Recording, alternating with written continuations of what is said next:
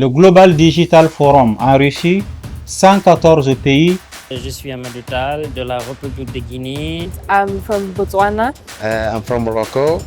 A réuni des représentants d'organisations internationales et régionales, d'agences gouvernementales, d'entreprises, du monde universitaire et des milliers de scientifiques.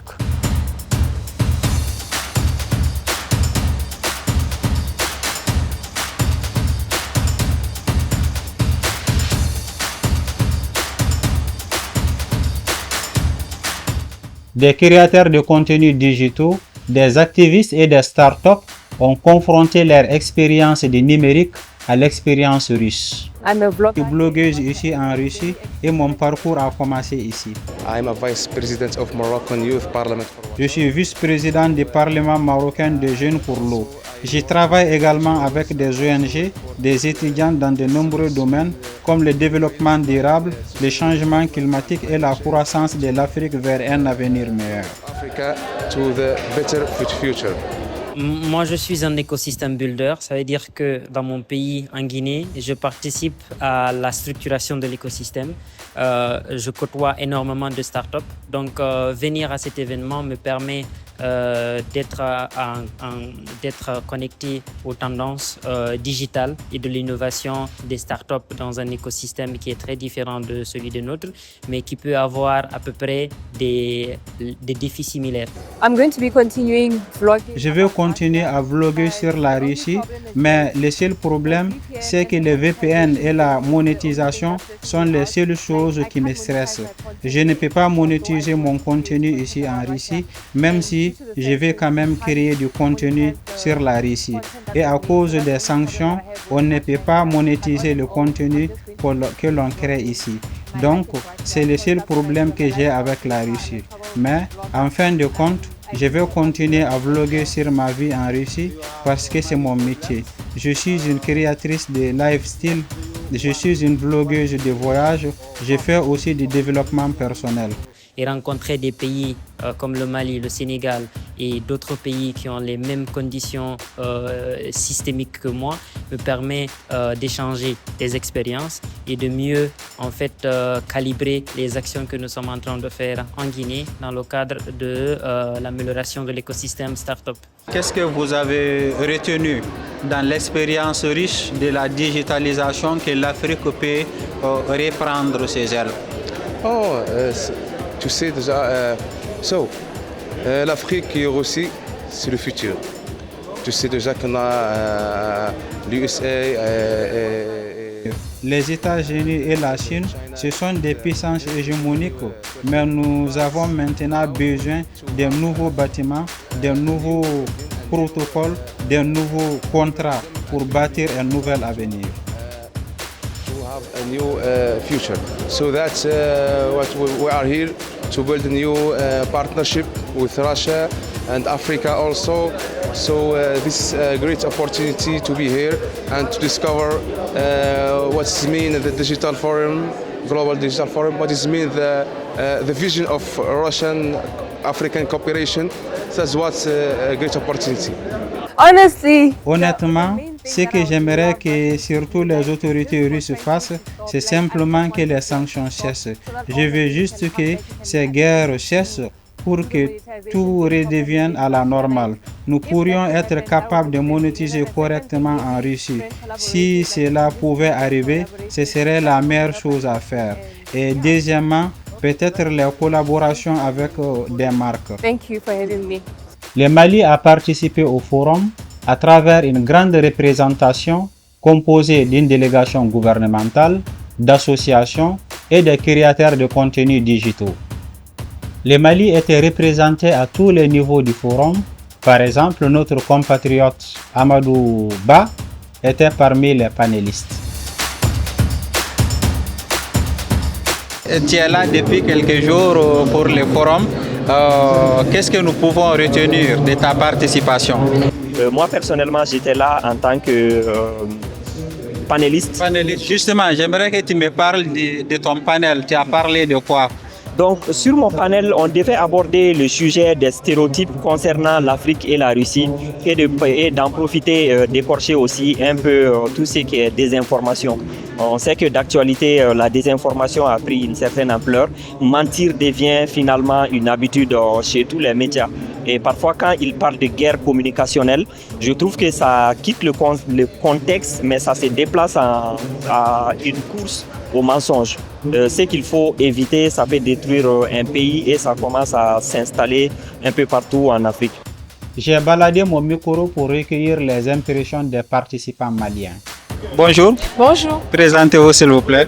Je suis Djenaba Gueye, responsable de l'information et des médias à l'association Perspective Sahélienne, qui est une branche d'African Initiative au Mali. Je suis aussi étudiante et entrepreneuse. Et donc, tu es en Russie, je vais te tutoyer si tu me le permets. Oui. Tu es en Russie depuis quelques jours pour participer à un forum. Comment tu trouves la Russie et comment tu trouves les thèmes qui ont été abordés? Tout d'abord, la Russie est un pays magnifique, qui n'est pas du tout ce que nous ont dépeint les médias internationaux auxquels on a accès tous les jours. C'est un pays très hospitalier, pas de racisme et c'est pas du tout un pays de dictature, c'est un peuple libre. Et concernant les thèmes qui ont été abordés, on est dans un forum pour le digital et j'ai eu à intervenir hier sur le travail médiatique que je fais à l'association. Et franchement, j'ai été surpris de ce que eux-mêmes ils proposent en termes de digital. Surtout leurs IA. J'ai eu à parcourir le salon. J'ai vu des IA qui étaient utilisées dans des banques, pas seulement au niveau monétaire et où, mais on avait même des assistants IA juristes. Effectivement, ils nous ont parlé de certaines applications qu'eux-mêmes ils ont mis au point. Voilà, je pense que c'est Robus ou quoi, c'est leur forme de YouTube parce qu'ils ont créé aussi leur propre YouTube. Ouais. Je pense qu'ils ont aussi leur propre Facebook. Leur propre Google. Voilà, leur propre TikTok aussi. Voilà, parce que moi, c'est que la seule chose que j'ai pas beaucoup aimé ici, voilà, il faut le dire aussi parce que tout ne peut pas être rose. Voilà, ça c'est le problème de connexion. Voilà, donc il y a un peu de censure en fait. Pour aller sur Facebook, pour aller sur TikTok, souvent il faut installer des VPN donc pour pouvoir naviguer. Nous, on n'a pas des Russes. Dès que tu rentres sur TikTok seulement, tu vas voir que la file d'actualité, tout devient des éléments russes. Donc même pour voir les actualités maliennes là, ça va être très très difficile. Alors ça, c'est ce côté, ça m'a un peu agacé. À part ça, bon, je peux dire que le forum, ça a été vraiment une expérience pour moi.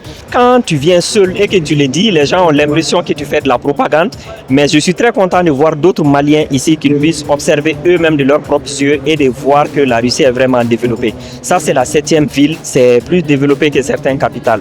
Même en Europe, je peux me permettre de le dire ainsi parce que j'ai eu largement le temps de visiter des usines de fabrication de drones, des usines de fabrication de composantes électroniques et même le fonctionnement de la ville, tout est digitalisé. Tu pars dans un parking pour garer ton auto, c'est digital. Les trottinettes sur la route, c'est digital. La livraison est faite par des robots. Ce qui m'a le plus plu, parce que hier on était là en train de faire la formation, ils nous ont parlé de fake news. Voilà, comment pallier à ça. Donc ça, j'ai beaucoup aimé parce que moi, je suis dans le domaine de la communication. Souvent, on donne des informations, mais comment faire le traitement de l'information? Comment savoir que cette information, elle est fausse ou bien elle est vraie? Donc, si tu as une fausse information, comment pallier à ça aussi? Ce que j'ai remarqué ici de particulier chez les Russes, et ça m'a tellement étonné, c'est leur amour pour la peau noire, leur amour pour les Africains. Et quand on est venu à l'aéroport, il y a un de nos amis qui nous a dit ça. Il a dit qu'ici, les Africains sont des stars. Les Russes sont capables de te donner de l'argent pour prendre des photos avec toi. Peu importe d'où tu viens, peu importe ta nationalité. Moi, je n'ai pas cru, je ne l'ai pas cru parce qu'on était à l'aéroport à Moscou. C'est quand on est venu dans la ville ici, partout, quand tu passes au restaurant, à l'hôtel, c'est incroyable quoi, comment ils aiment la peau noire. On dirait qu'ils n'ont pas l'habitude de nous voir de waouh, ou bien c'est l'évolution du monde qui fait que c'est maintenant les Africains qui deviennent des stars. Moi-même, je ne comprends pas quoi. Est-ce que tu vois? Vraiment, même hier soir, des enfants russes, des jeunes de 17 ans, sont partis taper à la porte de ma chambre, m'ont fait sortir pour venir jouer le tennis. Ils ont commencé à poser des questions et puis ils me supplient de prendre photo avec eux. J'ai dit non, ça c'est bien, on est ensemble. Donc après on a un peu discuté, je leur ai parlé du Mali, voilà, de la relation entre nos deux pays et tout ça. Ce n'était que des participants, comme vous avez pu les remarquer. parce que les officiels maliens avaient un emploi du temps trop chargé pour m'accorder des interviews. Et enfin, la grande question que tout le monde se pose, comment la sélection des participants a été faite? Vous attendez tous une réponse à cette question et je suis désolé de vous dire que je ne le sais pas. J'ai cherché à comprendre, on m'a expliqué mais je n'ai pas compris. Je sais comment je suis parti, pour les autres je ne sais pas. Et d'ailleurs, vous avez compris dans la vidéo qu'il y avait plusieurs composantes de la représentation du Mali. Donc il y avait les officiels que le gouvernement a envoyés, il y avait une association qui représente la Russie au Mali qui a aussi envoyé ces éléments. Et il y a d'autres qui sont partis par d'autres canaux. Et donc, n'ayant pas compris, je ne peux pas vous l'expliquer. Et Ouara dont on parle beaucoup, je ne sais pas s'il faut l'appeler Ouara ou Gori. Je ne suis même pas sûr qu'il est parti pour le forum, qu'il est allé pour le forum, parce que parmi nous, il y avait des étudiants maliens en Russie qui étaient avec nous dans les vidéos. Et il paraîtrait qu'il est allé tourner un clip. C'est là-bas que moi je l'ai vu pour la première fois de ma vie, même s'il est sur les réseaux sociaux, je ne le connaissais pas avant. Tout compte fait, je pense qu'il faut surtout retenir de l'expérience positive de la participation malienne à ces forums, parce que comme vous l'avez vu, on a remporté un grand prix. Lorsque j'ai interviewé la demoiselle, on ne savait pas encore qu'elle allait gagner. Nous étions parmi les panélistes, elle-même a été parmi les panélistes. J'ai entendu beaucoup de critiques à l'égard des participants. Pour ma part, je ne vais pas les répondre parce que, comme vous le savez, tout le monde est libre de donner son opinion. On ne nous a pas parlé du conflit entre la Russie et l'Ukraine. On ne nous a pas parlé des États-Unis ni de la France, encore moins de nous endoctriner. La plupart des thèmes des panels portaient sur le numérique, donc sur l'intelligence artificielle, les enjeux de l'intelligence artificielle, de l'utilisation du numérique dans la diffusion de l'information, de comment détecter et traiter les fausses informations et ainsi de suite. Il y avait plusieurs nationalités, certes des Africains, mais aussi des Asiatiques, des Américains et des Européens. Et tous étaient venus s'inspirer du modèle russe du numérique pour soit contracter des alliances avec des entreprises ou le gouvernement russe, soit pour juste découvrir les nouveaux moyens de l'utilisation du numérique. Et je vous donne rendez-vous pour de nouvelles aventures.